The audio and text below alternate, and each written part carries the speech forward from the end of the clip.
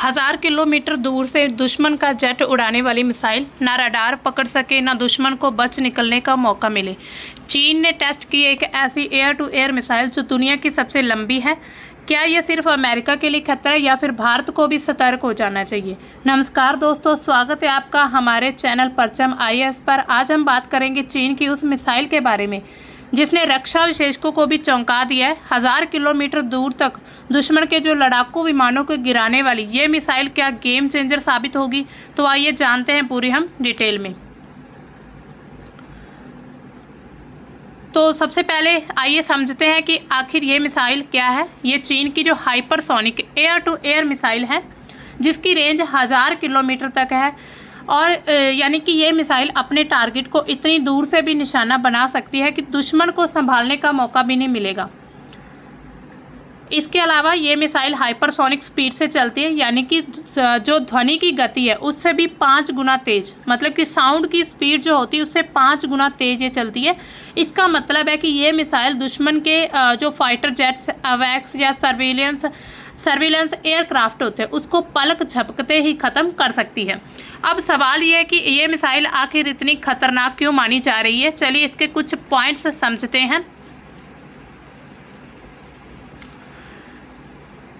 जो इसकी रेंज है वो अप्रत्याशित रेंज है। मौजूदा BVR जो है, बियॉन्ड विजुअल रेंज, मिसाइलों की मतलब नॉर्मली रेंज जो है 200 से 400 किलोमीटर के बीच होती है, जैसे कि अमेरिका की AIM-120 मिसाइल या फिर भारत की एस्ट्रा MK1। लेकिन 1000 किलोमीटर ये तो एक गेम चेंजर की तरह है।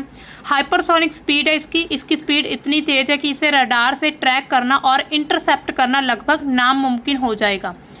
रणनीतिक प्रभाव क्या रहेगा इसका? अगर ये दावा सही है, मान लीजिए ये जो दावा किया जा रहा है कि 1000 किलोमीटर की रेंज तक ये अटैक कर सकती है, तो अमेरिका, भारत, जापान, ताइवान जैसे देशों को अपने एयर कॉम्बैट स्ट्रेटजी को पूरी तरह से रीडिज़ाइन करना पड़ सकता है। मतलब कि ये सभी देशों के लिए खतरा हो सकता है। अब इस AAM मिसाइल का जो हम थोड़ा इतिहास समझें। अमेरिका ने सबसे पहले AIM-9 साइड वाइंडर को 1956 में टेस्ट किया था। सोवियत संघ ने भी ऐसी मिसाइलें बनाई थी जिनका 1965 में भारत पाकिस्तान युद्ध में यूज़ किया गया था।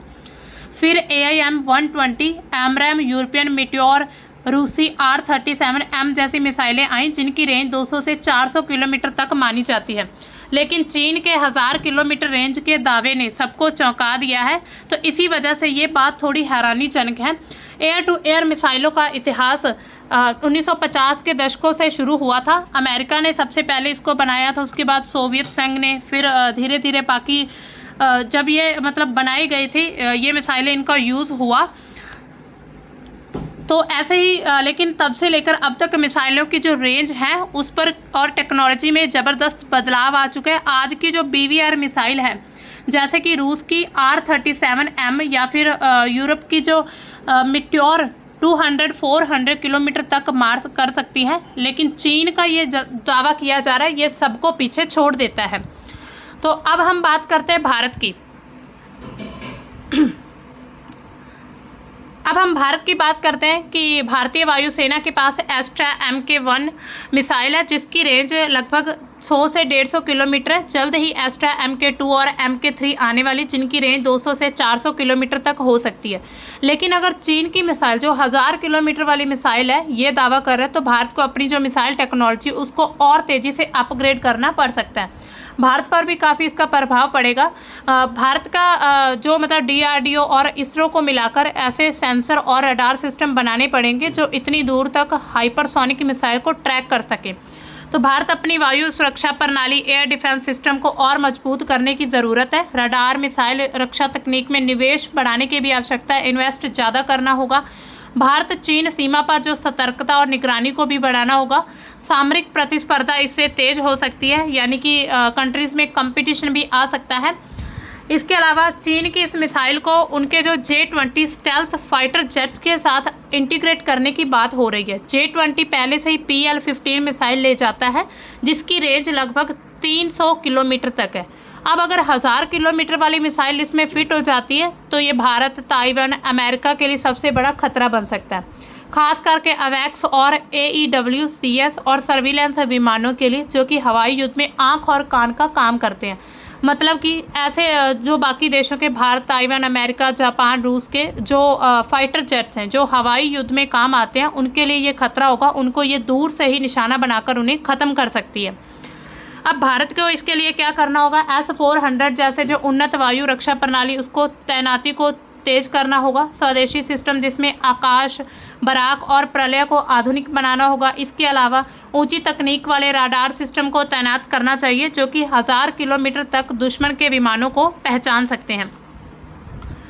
अब देखिए, क्या ये चीन का दावा पूरी तरह से सच है? कुछ एक्सपर्ट्स ये मानते हैं कि 1000 किलोमीटर वाली जो ये रेंज मिसाइल की बात कर रहे हैं, तकनीकी रूप से बहुत मुश्किल है इसको बनाना।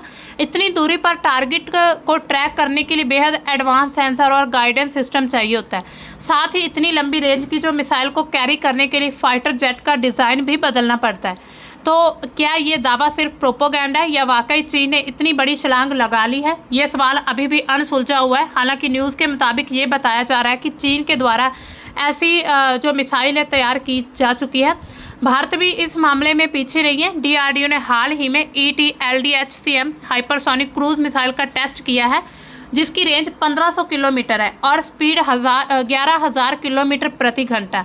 ये मिसाइल चीन और पाकिस्तान के बड़े हिस्सों को निशाना बना सकती है। साथ ही भारत के S-400 जो एयर डिफेंस सिस्टम है उसको तैनात किया जा रहा है जो कि दुश्मन के फाइटर जेट्स और मिसाइलों को रोक सकता है, जो अभी पीछे ऑपरेशन सिंदूर में भी यूज़ किया गया था। तो दोस्तों, ये थी चीन की नई मिसाल का पूरा विश्लेषण हमने देखा। अगर ये दावा सच है तो हवाई युद्ध का भविष्य बदल सकता है, लेकिन भारत भी अपनी रक्षा तैयारियों में कोई कसर नहीं छोड़ रहा है। अगर आप क्या सोचते हैं इस बारे में, क्या ये मिसाइल वाकई गेम चेंजर है या सिर्फ एक प्रोपोगेंडा? नीचे कमेंट्स में ज़रूर बताएं। अगर आपको ये वीडियो पसंद आया तो लाइक करिए, शेयर करिए और हमारे चैनल को सब्सक्राइब करना ना भूलें। बेल आइकन दबाइए ताकि आपको हमारी हर नई वीडियो की अपडेट मिलती रहे। तो मिलते हैं अगले वीडियो में, तब तक के लिए जय हिंद।